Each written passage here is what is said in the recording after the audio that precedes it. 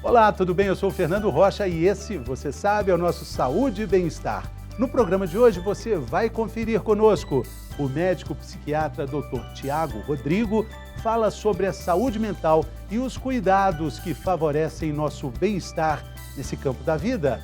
Temos também o psicólogo Diego Rezende, que vai falar sobre práticas e métodos que ajudam a manter a saúde mental em dia, principalmente em casa. Temos também o quadro Mitos e Verdades, para desmistificar noções falsas sobre a saúde mental.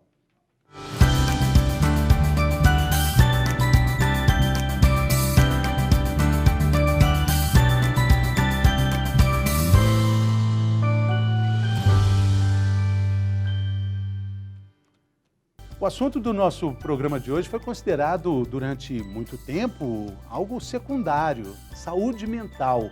Só que ainda bem, né? Esse assunto tem ganhado destaque no mundo todo, principalmente durante essa pandemia do Covid-19 que a gente, infelizmente, ainda atravessa. Isso trouxe à tona o sofrimento mental e psicológico que existe por trás da fachada, né, de grande parte dos seres humanos, isso em diferentes graus. Todos nós sentimos, represamos e recordamos e nos relacionamos com as nossas emoções. E às vezes a gente não consegue lidar de forma adequada com tudo isso.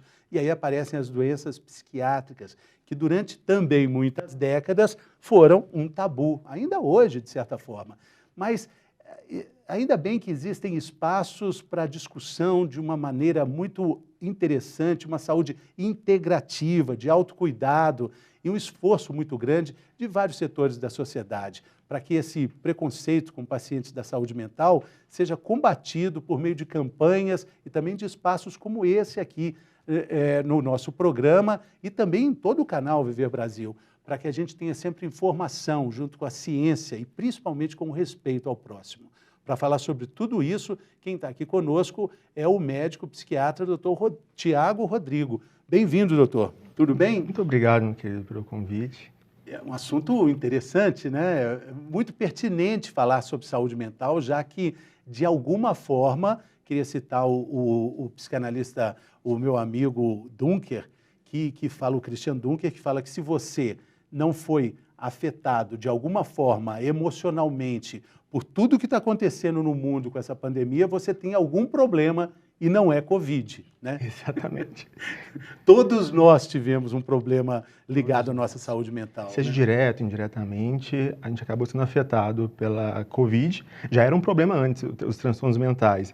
E com a pandemia veio mostrar ainda mais que precisamos ter esses cuidados com relação à saúde mental. Tanto no individual e nesse coletivo. E nesse coletivo que agora tem essa retomada e a gente está vendo essas sequelas, né? Quando a gente volta para esse ainda não normal, né, doutor? Isso. Nós tivemos, com essa questão da pandemia, tudo que o médico, né, psiquiatra, psicólogo fala para o paciente, que é não isolar, que é ter essa continuidade, né, de conversar com as pessoas, de poder interagir, porque isso também auxilia, né, trabalhar fora. Então, tudo isso auxilia até na reabilitação e prevenção de doenças. Quando chegou a pandemia, do nada, falou assim, isola-se em casa. E isso, por si só, já começou a apresentar alguns problemas, que é a questão do isolamento, a questão da falta de perspectiva, de saber o que ia fazer, perda de trabalhos, o home office, que para alguns foi uma bênção, mas para outros foi ruim, por questão de adaptação. Então, você vê que as pequenas coisas começaram a atrapalhar a vida do brasileiro e das pessoas do mundo em geral. O home office trouxe traumas terríveis, né? Muito piores até do que o que já existia de traumático no trabalho, que para muitas pessoas não era prazeroso. Esse trabalho não ficou melhor em casa, pelo contrário, foi exaustante também, exaustivo, né? Sim, porque você não tem mais um limite, porque quando você está indo no trabalho, você bate um ponto, né? Você chega ao horário X, sai o Y, volta para casa e interage com a família. Mas quando você entrou para o home office, você ficou meio sem saber o que fazer. Então você não sabia mais que horas que ia dormir, o horário de acordar, às vezes tem gente que quis ir altas madrugadas para poder colocar trabalho em dia. A casa não foi preparada para isso, então você tinha lá esposa, filhos, pai, mãe, então você teve uma mudança abrupta nessa relação considerada normal e que trouxe bastantes prejuízos para muita gente, tanto na esfera do trabalho e pessoal também. Você viu que teve muitas separações, aumentou muito a questão do uso de álcool e outras drogas. Então, essa questão realmente precisa ser muito bem abordada, tanto a parte de isolamento e a parte de retorno ao trabalho também. Violência doméstica também aumentou bastante. Exatamente. E aí a gente entra numa seara da saúde mental que não tem, infelizmente, um exame clínico, a gente não tem um exame de sangue para medir como é que nossa saúde mental pode ser avaliada, como é que ela está deteriorada, né, doutor? Isso. Nós não temos, então, quando a gente chega a pedir algum exame, é para descartar outros problemas. Então, o diagnóstico na psiquiatria é um diagnóstico clínico. A gente precisa observar o paciente, acompanhar um tempo, ver a questão dos sintomas, história clínica da doença, conversar com os familiares, né, para a gente poder fazer tipo algo meio detetive, investigar a vida desse paciente.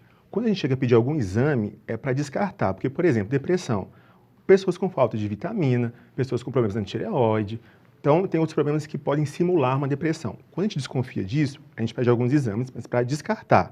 Mas quando a gente pensa em transtorno mental, o diagnóstico ele é clínico, ele é observacional através do médico, do psicólogo e de todos que rodeiam aquele paciente. Não é, por exemplo, a minha taxa de colesterol está muito alta, tem que baixar o colesterol, diminuindo gordura, diminuindo alimentos que provocam...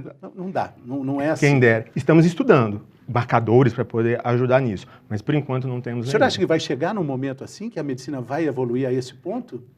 Eu acredito que Medir sim. o nível de depressão e controlar isso? Sim, estamos tendo pesquisas bastante robustas, mas a nível dentro de universidades. Então, temos exames de imagem, alguns exames de sangue que podem ser feitos, mas estão ainda dentro de questões de estudo. Mas podem ser promissores com o passar do tempo. Hoje não, mas temos a esperança, né, de que isso possa conquistar, né, quem sabe nas próximas... Agora, doutor, quando a gente fala de saúde mental, o assunto que veio à tona, como a gente disse na abertura, durante o período de pandemia, a gente fala muito da depressão, mas é importante a gente dizer que existem vários outros transtornos definidos por letrinhas, né, que se combinam ali e que a gente também precisa ter atenção a elas, né? Precisamos. Então, o que é mais famoso, vamos dizer assim, que é os transtornos ansiosos, que é o mais prevalente no mundo. Inclusive, o Brasil é o país mais ansioso no mundo. Já era antes da pandemia e se tornou prevalente por causa da pandemia da Covid-19. Tá? Então, temos transtornos ansiosos. Vem seguido da depressão. Então, o transtorno depressivo maior é bastante prevalente. Mas esquecemos que existem outros que também têm uma prevalência alta e que atrapalham muitas pessoas, que é o TEA, que é o transtorno do espectro autista. Temos o TDAH, que é o transtorno déficit de atenção e a hiperatividade, né? Temos hoje o que a gente fala do espectro da esquizofrenia e outras psicoses, que é quando o paciente ele tem uma distorção da realidade, onde tem delírios, alucinações, que também tem uma prevalência bastante alta. E não podemos esquecer do álcool e outras drogas, que também tem uma prevalência muito alta e que mistura junto com essas outras doenças, porque sabemos que os transtornos mentais aumentam a chance de uso abusivo de álcool e outras drogas. E eles também acabam assim, convivendo com outros problemas mentais, né? Não raro, eles aparecem acompanhados de outros transtornos, né? Isso. A gente vê que temos as doenças de base. O que seria a doença de base? Seria o principal da pessoa. Quando a pessoa tem uma doença acessória, a gente chama de comorbidades. Então, por exemplo, a pessoa ela pode ter uma depressão, que seria a doença de base, mas pode ter traços ansiosos. Então, pode vir junto transtorno de ansiedade. A pessoa que tem déficit de atenção, né, o TDAH, aumenta as chances de ter o quê? Depressão, ansiedade, insônia. Então, você tem outras doenças acessórias que atrapalham ainda mais essa pessoa, ou seja, piora o prognóstico. E sem contar que elas se retroalimentam, né? Exatamente. A gente pode colocar nessa lista aí o transtorno alimentar, né? O transtorno alimentar. Que pode ser causado por uma depressão e pode também municiar a força da depressão, né? Pode, inclusive esse é critério diagnóstico. A depressão ela pode aumentar ou diminuir peso. Então ela pode ter essa questão do aumento, né, dessa compulsão. E se não tratar a doença de base, não adianta fazer dietas e tudo, porque não melhora. Por isso que tem que passar para um profissional para diagnosticar a doença de base e para a gente poder, tratando isso, aí você diminui a questão das compulsão alimentar, a insônia. Vivemos uma pandemia de insônia, 1/3 da população não dorme direito. Que é também outra coisa, que vai tirar a concentração, que vai levar a uma irritabilidade, que pode confundir com transtorno de ansiedade, piora a depressão. Exatamente. E aí, por exemplo, o tratamento da insônia, os médicos têm uma combinação muito interessante dizendo que para tratar a insônia tem que tratar o dia, porque não existe um dia saudável se a noite não foi completamente usufruída e, consequentemente, a bola de neve vai crescendo. Sim, o povo acha que realmente que o dormir é apenas na hora. Não, começa do dia, começa a questão, começa o seu trabalho, relacionamento familiar, a questão da atividade física, né? Então, a pessoa tem que estar bem. O sono tem que ser uma preparação, é um evento. Então, a pessoa começa a diminuir o uso, né, de celular, aquelas luzes azul que pode atrapalhar a questão do sono. Um quarto bom, cama boa, então diminuir aqueles estimulantes, né, como chocolates, cafés e afins, para ter uma boa noite de sono. Então precisamos de tudo isso para ter. Não adianta nada eu ter aquele dia agitado, desregrado e chegar no horário que queria dormir. Aí começa a ter insônia e muitos acabam usando medicamentos por conta própria que poderiam ter sido evitados se fizesse uma boa higiene do sono. E é importante também a gente dizer que todos esses problemas sérios, graves, que merecem atenção, eles não são, de fato, assim, em grande escala, eles não são incapacitantes, não é uma enxaqueca que a pessoa, poxa, que acende uma luz amarela ali, poderosa, para o tratamento. São doenças que vão sendo relegadas, que vão sendo empurradas para debaixo do tapete durante muitos anos, né, doutor? É aí que está o problema, é a pessoa achar que não é grave. Então, transtorno mental, ele é grave, ele está acendendo alguma coisa que está acontecendo com esse indivíduo. Então, se a gente não trata inicialmente, não identifica, se eu pego a pessoa que está no início de uma depressão, início de ansiedade, às vezes não precisa nem de medicamento, uma atividade física, terapia com um psicólogo, mudando de estilo de vida, já auxilia bastante. O problema é, a pessoa deixa gravar. E esse deixar gravar, o cérebro é um órgão também, ele vai adoecendo. Então, se a pessoa tem predisposição genética, uma alteração neurobiológica e tem um fator estressor, pode desenvolver e se tornar grave. Então, hoje, depressão, transtorno bipolar, esquizofrenia e alcoolismo estão entre os mais altos índices de incapacitação e de afastamento do trabalho. Pode demorar, por incrível que pareça, pode demorar anos até a pessoa chegar no médico e dizer que está com problema. Impressionante. Anos, e às vezes passou por alguns médicos diferentes, né? Como é que a gente pode ajudar alguém que apresenta sinais de transtornos? E quais são esses sinais? Como é que a gente pode explicar isso para o nosso público? Pense o seguinte, a gente não está aqui para colocar o que seria o normal ou anormal. Então, o que nós temos que perceber? Que cada um tem a sua vivência, tá? Mas quando começa a apresentar algumas alterações de comportamento, começa a ficar estranho, ou um nervosismo excessivo, que antes não estava, começa a ter uma ideia meio estranha, está sendo perseguido, né? Ou uma tristeza que não acaba, passa dias e dias, tá? E você começa a se achar estranho, e as pessoas ao seu redor também. Veja só, eu estou aqui comendo com você, sempre eu almoço com você, e do nada eu comecei a me afastar, comecei a me isolar. Então, existem algumas coisas que são deixas que você percebe, opa, pode estar acontecendo alguma coisa. Então, quando você tinha uma certa rotina e começou a sair dela, trazendo sofrimento para você, e as pessoas ao redor também sofrem ou começam a identificar que tem algo de errado, pode ser um bom momento de procurar o psicólogo, o psiquiatra. Pode ser transtorno, pode também não ser, mas é importante que teve alteração de um comportamento e que permaneceu, né, durante um tempo, procure um médico. E é importante a pessoa se colocar dentro de um diagnóstico dessa sopa de letrinhas aí, TDAH, os T's distribuídos aí. É importante para ela falar assim, não, eu tenho déficit de atenção, eu me diagnostiquei assim. Isso é importante ou, em outra escala, todos nós somos um pouco ansiosos, um pouco depressivos, um pouco dislexos. No primeiro momento, não é interessante se colocar como se tivesse um rótulo, porque eu acho que a vida ela é muito maior. Eu acho que a gente não tem aquele 100% normal, isso seria muito chato. É bom essa heterogeneidade, né? Então, tem gente que é um pouquinho mais estranho, tem gente que é um pouquinho mais alegre, tem um pouquinho mais tímido, mas tudo isso para a sociedade é muito importante. Então, a gente não quer rotular. Essa pluralidade. Essa pluralidade, né? é uma, e pra gente ter essa questão do Brasil, tudo, é uma delícia, é muito importante. Então, a gente não quer patologizar tudo.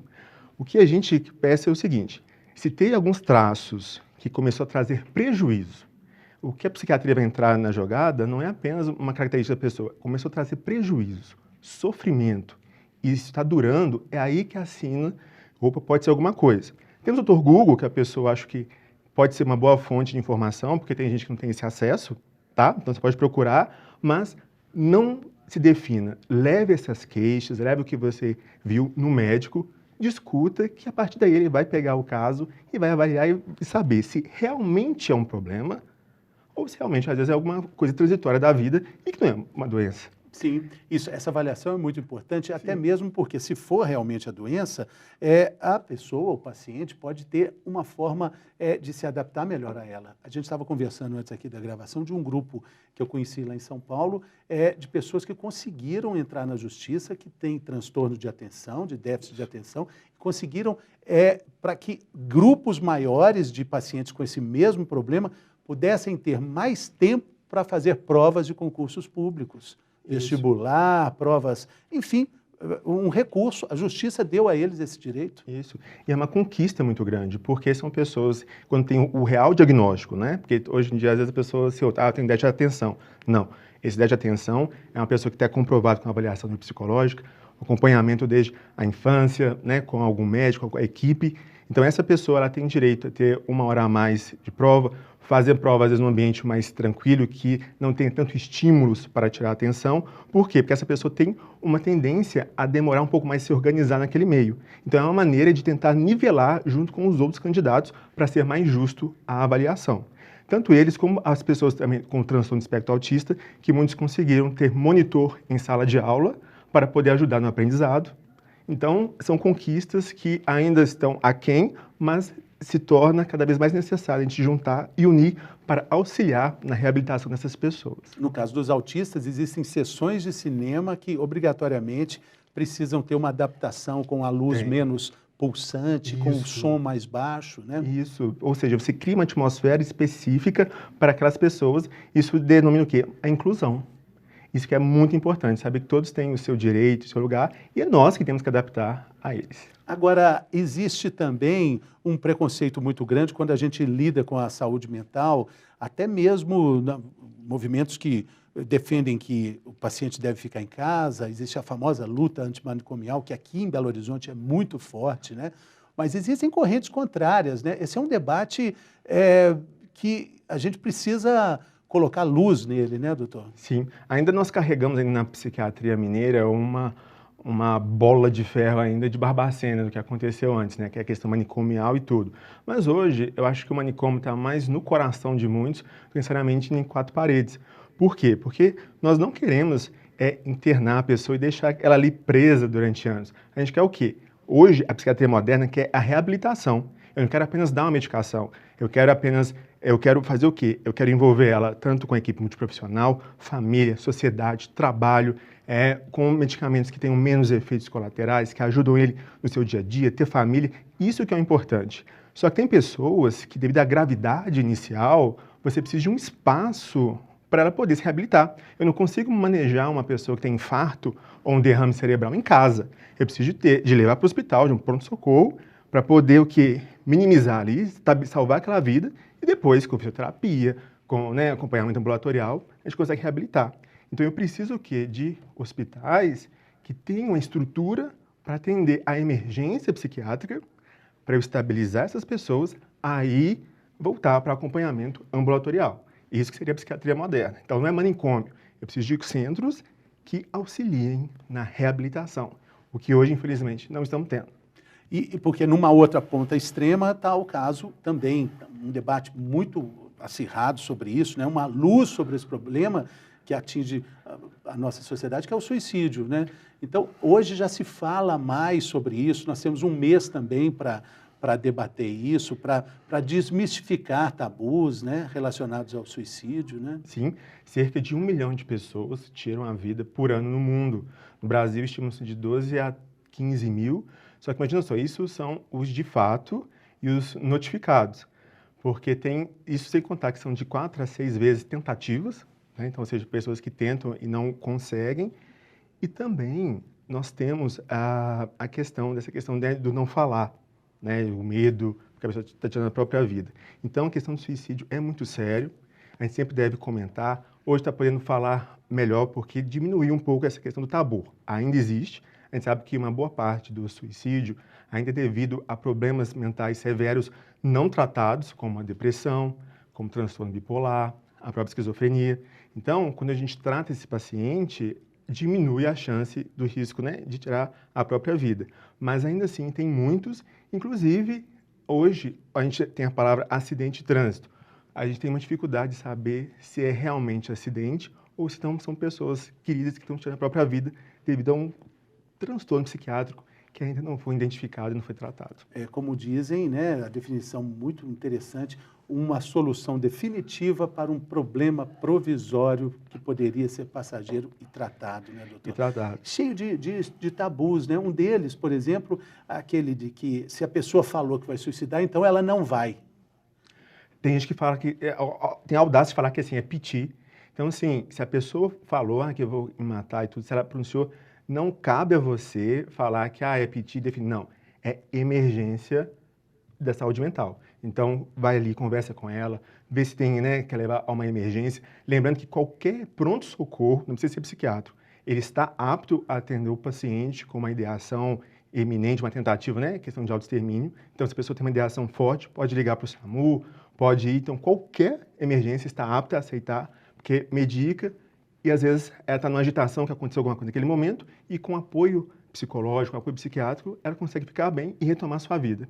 Então, é importante falar e não é você que vai falar se é piti ou não. Deixa com a equipe da saúde mental que vai ajudar na reabilitação. Gente preparada para isso, né? Porque muitas pessoas têm receios também dos remédios psiquiátricos, né? Porque relatam também efeitos colaterais, problemas que, até mesmo ganho de peso, outras intercorrências, né, no uso dos remédios. Fora o preconceito maior de tá tomando remédio, poxa. Ninguém reclama, às vezes está tomando, a gente está tomando um tanto de vitaminas que tem prescrição médica e tudo. Lembrar de que toda ingestão, né, seja medicamentos ou ditos naturais, podem acarretar problemas. Nós pensamos o seguinte, que a medicação, ela veio para salvar vidas. Não tem como te falar a questão de antibiótico, né? Mas olha só, quantas pessoas podem ter morrido a mais se não tivesse questão de antibiótico? Eu falo a questão do próprio óculos. Eu tenho que usar óculos ou lente. Se eu não usar, eu não vou conseguir trabalhar, eu não vou fazer mais nada. Então, eu preciso de alguma coisa. É legal? Não. Mas eu preciso disso. Então, a medicação, ela veio para isso. Eu também detesto medicar o que não é necessário, o que faz parte da vida. Mas existem pessoas que precisam daquele momento de uma medicação. Por quê? Porque eu vou ajustar aquela região do cérebro que controla comportamento e emoção, a poder dar uma estabilizada até eu poder reabilitar aqui fora, vamos dizer assim. Então, é importante a medicação. Então, a medicação salva vidas. Efeitos colaterais, se você for ler medicamento tipo dipirona, você morre, porque você lê a bula ali, é uma tragédia. Mas você vê que não ocorre tudo aquilo. Então, ou seja, para ser aprovado, você passa por todos os anos, todo um protocolo de pesquisa para isso. Quando você tem algum efeito colateral, a gente avalia se é algo que é suportável ou não. Então, tem medicamentos que você toma, me deu uma boca seca. Tá, mas se eu beber mais água frequentemente, melhora. Ok. Se a pessoa tem um aumento de peso, aumentou quanto? 2. Não, eu consigo fazer uma dieta, uma atividade física, porque tem gente que não quer se esforçar. Tem gente que a gente sabe que não é só remédio, precisa de toda uma adaptação, atividade física, né, terapia, tudo isso é importante. Agora, quando eu vejo que realmente está algum problema maior, aí eu tenho que fazer o quê? Procurar o médico, falar que isso está me atrapalhando, porque hoje temos outras ferramentas para ajudar a diminuir esses efeitos colaterais. E o objetivo é colocar esse paciente inserido de novo na sociedade, com o trabalho que ele fazia anteriormente, com todas as letrinhas aí concentradas numa pessoa só. É possível que ela tenha uma vida social, assim, perto... Eu vou usar a palavra normal, porque é difícil também definir o que é normal, né, doutor? É difícil, dá uma batalha filosófica, lógico, nisso. Mas quanto mais rápido eu identifico, melhor. Vamos pensar com doenças crônicas. Não tem que tomar remédio para a vida toda? Tem algumas perguntas, vou tomar? Eu falo assim, não, a vida toda não, até Jesus te chamar. Por quê? Porque eu tenho que pensar o seguinte, gente, pressão alta, diabetes, problema de tireoide, às vezes não tem cura naquele momento. Mas se eu vou ao médico, se eu tomo a medicação, faço atividade física, eu consigo uma estabilização e eu faço as coisas que eu fazia antes, né? Trabalhar, dirigir, curtir família, ser alegre, convivendo com a doença. Então, eu consigo conviver e fazer as coisas do dia a dia. Então, é isso que eu quero com a saúde mental. A saúde mental, a gente o quê? Pode ter ali, pode ter aqueles tezinhos aqui, tanto segredo guardado, mas isso não vai prevalecer com relação à minha pessoa. Pode ser diabético, por exemplo? Ser diabético. Ser um grande atleta, não impede Pode, nada, né? Entendeu? Então, isso é muito importante a gente quebrar esses estigmas e preconceito. Porque hoje, Fernando, o que mais mata na saúde mental não é os remédios, é o estigma e o preconceito. É a demora, é achar que tudo é demônio, e achar que é mimimi, falta de Deus. Não é. Precisamos valorizar o ser humano e precisamos o quê? De reabilitação. Com certeza. Isso que é o melhor. A gente tem aqui, doutor, um quadro que se chama, né, como eu disse na abertura, Mitos e Verdades. Você fica à vontade para dizer se é mito ou se é verdade dentro da sua avaliação clínica. Preparado? Bom, bora. Vamos lá, então. É mito ou verdade?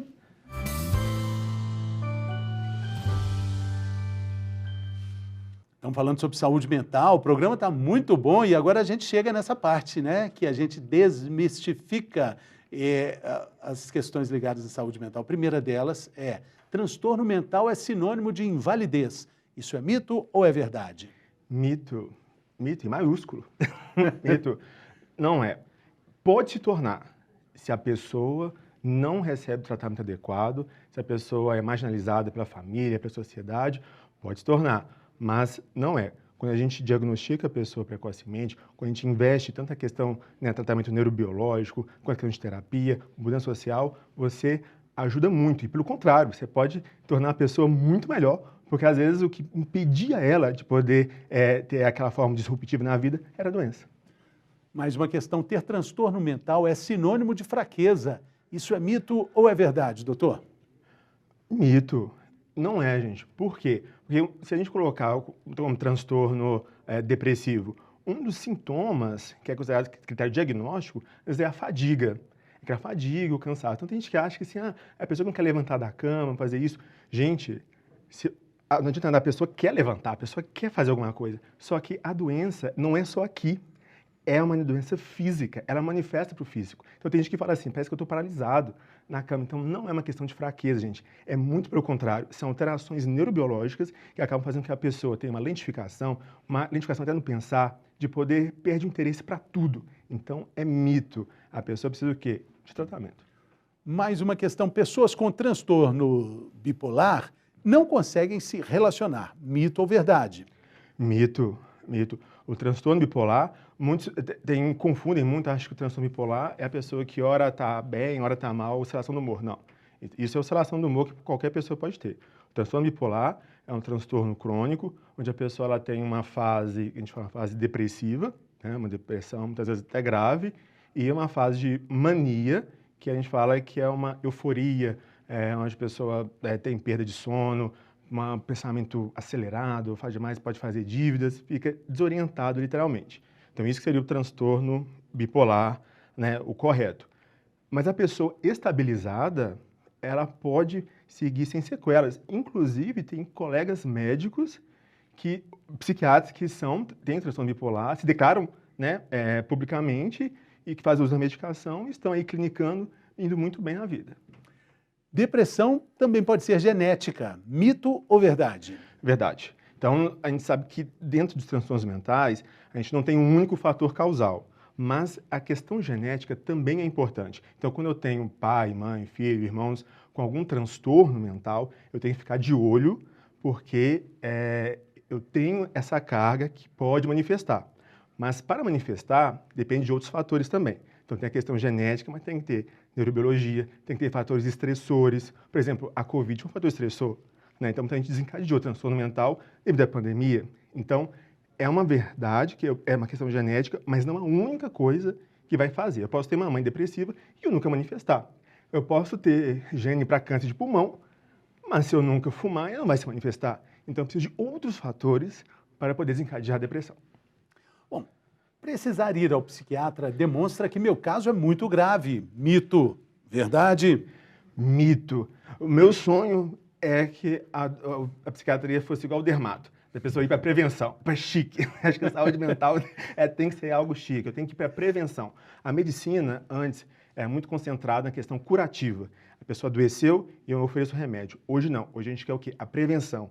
Eu quero prevenir, eu quero detectar precocemente para que essa pessoa não venha desencadear. Então, é mito, eu tenho que ir, por quê? Porque às vezes eu posso ter um familiar que tem um transtorno e eu quero saber o que fazer para poder, né, não diminuir as chances de manifestar, para eu ver como é que está a questão da minha vida. Então, não é somente questão de doença grave, eu preciso ir também para prevenção e saber como é que eu estou. E, de certa forma, a terapia é uma forma de prevenção, né? Não existe hoje ninguém no mundo que possa falar que não precisa de terapia. Entendeu? Não existe. Por quê? Porque a terapia não é só quando está mal, não. Ajuda a gente a entender nós mesmos, entender o mundo, ajuda a gente a poder lidar com frustração. Então, nem tudo é doença, mas tem coisas que acabam fazendo com que a gente não tenha uma disrupção maior na vida. Por quê? Por causa da questão de traumas e tudo, mas que com uma boa terapia eu consigo fazer isso no dia a dia. Depressão e tristeza não são a mesma coisa. Mito ou verdade? Verdade. Depressão é diferente de tristeza. Tristeza é uma questão de uma emoção, é uma questão do momento. Então, se torce para qual time? Eu sou cruzeirense. Triste. Ficou triste, entendeu? Então, é uma reação. Que hora para lembrar disso? Então, a gente fica triste. Então, se o time perdeu, se a pessoa às vezes separou... Não perdeu porque ainda não jogou. Pelo menos eu estou feliz por isso. Então, assim, isso é um momento, é que a gente está sendo um momento, né? Você perde alguém querido, termina um namoro, então isso tudo pode levar ao quê? A um quadro de uma tristeza que faz parte da vida. A depressão, não, depressão seria um humor deprimido, como se fosse talvez uma tristeza, mas é algo contínuo. A pessoa não precisa nem ter motivos para estar assim.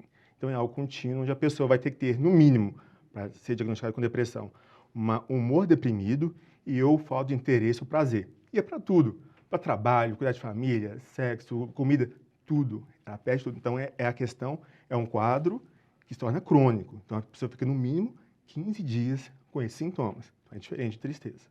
Porque quando o Cruzeiro perde, a gente esquece logo também. Abuso de drogas e álcool pode levar a transtornos mentais. É mito ou verdade? Verdade. Então, o uso, né, do álcool... Lembrando que álcool é droga, tá? Então, a gente fala, né, álcool e outras drogas. Então, ele pode ter as duas coisas. Ele pode desencadear problemas, tá? Ou seja, eu tenho uma predisposição genética para ter um transtorno mental. Então, aí a pessoa faz o uso, né, do álcool, ou maconha, cocaína, crack, cigarro, né? Também cigarro também é uma droga, e isso desencadear problemas mentais, tá? Principalmente que a gente coloca, um dos mais famosos hoje é a relação da maconha com a psicose, com a esquizofrenia. Então, a pessoa que usa, né, maconha fumada aumenta a chance, principalmente no adolescente e no jovem, de desenvolver psicose e esquizofrenia, tá? Então, aumenta altíssimo. E pessoas que têm transtorno mental, como depressão, esquizofrenia bipolar, também aumenta a chance de usar álcool e outras drogas. Muitas vezes eles usam as drogas como se fosse um remédio para trazer uma apaziguação, né? Dentro daquele tumulto todo, porém, não sabe que está piorando mais a situação. E muita gente também acha assim, não, minha terapia é o boteco. Essa frase é famosa, né? Principalmente em Belo Horizonte, que é um perigo, que é a capital quase mundial dos bares, né? Então, o Brasil não tem jeito. Se está feliz, está bebendo. Se está triste, está bebendo. Então, se está calor, está bebendo. Se está frio, está bebendo. E tudo. Então, assim, é um problema. Por quê? Porque é muito cultural. Então, isso, o povo, hoje, o que mais mata, a droga que mais mata hoje no mundo é álcool. Então, são mais de 3 milhões de vítimas no mundo, né? Isso diagnosticado. O problema é a questão enraizada na cultura. A gente não está aqui fazendo uma apologia, questão moral, nada disso, mas é tomar esse cuidado, porque às vezes a pessoa está indo não apenas para a questão de socializar, mas por ter algo, talvez um vazio existencial, talvez um problema que está acontecendo muito grave, mas que tem uma dificuldade de reconhecer e acaba o quê? Procurando esses artifícios para trazer sanar, vamos dizer assim, uma paz naquele momento, porém, isso pode prejudicar. Por isso que muitos acabam caindo no uso de álcool e outras drogas. Os medicamentos psiquiátricos viciam. Isso é mito ou verdade? 90% mito. Não tem a tendência de viciar, não. O que tem a tendência de viciar são o que a gente fala que são as tarjas pretas. Tá? Então, quando aquela tarja preta, um dos sinalizadores é que pode aumentar a chance, o risco da pessoa viciar. Tá? Então, por isso que a gente fala que tem que ser muito prescrito pelo médico, mas tem que saber mesmo o que está fazendo, aplicando, né, dando aquela medicação, que a gente consegue isso por aí afora, né, nas farmácias clandestinas, é um perigo, porque aumenta a chance de vício. O que acontece é porque, como temos doenças crônicas, ou seja, que não tem cura até o presente momento, o que acontece? A pessoa acha assim, eu vou tirar porque eu estou bem, então eu vou tirar. Aí recai, fala assim, opa, tá vendo, eu não consigo ficar sem remédio. Mas não é porque está sem um remédio, é porque o transtorno está ali. Então eu não consegui a cura. É a mesma coisa de eu falar do óculos. Eu estou enxergando, então eu vou jogar agora fora. Ou seja, se eu jogar, eu não vou estar enxergando. Então, tem gente que confunde isso. Então, você tem alguns que podem ter a tendência de viciar o uso de tarja preta, mas tem alguns que você acha que está viciado, mas é porque o transtorno está ali. E aí, até o presente momento, não temos uma cura. Mais uma questão aqui, pânico e medo, doutor, são a mesma coisa. Isso é mito ou é verdade? Mito, mito. Medo é algo natural, faz parte da vida. O medo faz parte da sobrevivência, tá? É uma das nossas emoções básicas. É básica. Pré-históricas. Sim, imagina só, você está num lugar muito alto, o corre de cair daquela sensação horrível, você dá um passo para trás. Se você está passando uma viela, tudo escuro, você começa a ficar com medo de alguém te pegar ali, então você, ou seja, vai querer ir lugar com mais pessoas, vai querer ir lugar iluminado. Então o medo, ele é importante. O que causa o quê? Algo exagerado, um medo exagerado, ou que não corresponde àquela situação, que a pessoa começa a ficar preocupada, né? Que aí pode ser uma situação médica. Quando eu falo de síndrome do pânico, né? Essa questão da crise do pânico, é quando eu tenho um circuito cerebral que disparou um alarme, como se estivesse acontecendo alguma coisa, mas na verdade não está. Eu tenho gente que acha assim, nossa, eu estou infartando, eu estou tendo uma falta de ar e tudo. Aí vai no médico, faz todos os exames e não deu nada. Aí quando fala assim, psicológico, manda para o psiquiatra, a pessoa fica frustrada. Porque, não, mas está doendo. Realmente está. Só que não é a causa primária aqui. Ela está aqui. Então aí, quando você tem esses ataques, que é algo exagerado e que está trazendo sofrimento, que aí eu desconfio que essa é uma doença. Mas o medo em si, ele faz parte da vida. E a última questão desse bloco. Pessoas com muitas manias têm transtorno obsessivo-compulsivo, o TOC. Mito ou verdade? Mito. É um problema muito sério também. O povo tem uma dificuldade também de ver o que é TOC. Então, acho que é mania, porque eu não consigo ver tudo certinho, tudo que é TOC. Não. O TOC é o transtorno obsessivo-compulsivo, onde eu tenho um pensamento obsessivo que traz um sofrimento para a pessoa. Às vezes é um pensamento um pouco bizarro, tá? E aí a pessoa ela tem que fazer alguma coisa, um ato compulsão para poder aliviar, né? Então, por exemplo, eu tenho que passar várias vezes ali na frente para saber se eu atropelei alguém. Então, se a pessoa não faz isso, a mente não deixa a pessoa quieta. Então, assim, é um sofrimento muito grande, tá? Cerca de 4, 5 milhões de pessoas no Brasil sofrem com isso. Então, é um sofrimento muito intenso, tá? Às vezes beira algo meio bizarro. Tem pessoas que é para questão de lavar a mão. Na pandemia pegamos muito isso. Pessoas chegam a ferir a mão de tanto que lava, quebra a maçaneta de porta de tanto tem que ficar conferindo. Gera um sofrimento. Tem gente que não consegue trabalhar, não consegue conviver. Aí é um problema. Mania, qualquer um pode ter. Tem gente que assim, eu quero colocar isso organizado, mas não gera sofrimento nem para ele, nem para quem convive, não atrapalha trabalhar. Então, por isso que a gente fala que tem que tomar muito cuidado com a psiquiatria. Nem tudo é psiquiátrico. Às vezes é o jeitinho da pessoa, mas que ela se adaptou com isso. Aquilo que está trazendo sofrimento, lembra disso? Sofrimento, persiste, começou a ficar bizarro, aí pode ser algo da saúde mental. Devemos procurar ajuda. Doutor, muito obrigado. Foi maravilhosa aqui a explicação. Muito obrigado pela sua generosidade aqui conosco. E quero te convidar para voltar, porque depois nós vamos falar especificamente sobre outros transtornos aí, porque acho que faltou a gente ainda render mais com esse assunto. Senão ficaria aqui até amanhã de manhã de tarde falando sobre isso, porque é muito importante a gente jogar informação útil sobre saúde, qualidade de vida, sobre um tema tão importante. Valeu. Muito obrigado pela gentileza. Valeu, pessoal. A gente volta daqui a pouquinho. Tem mais assuntos sobre saúde mental. Depois do intervalo, a gente está de volta.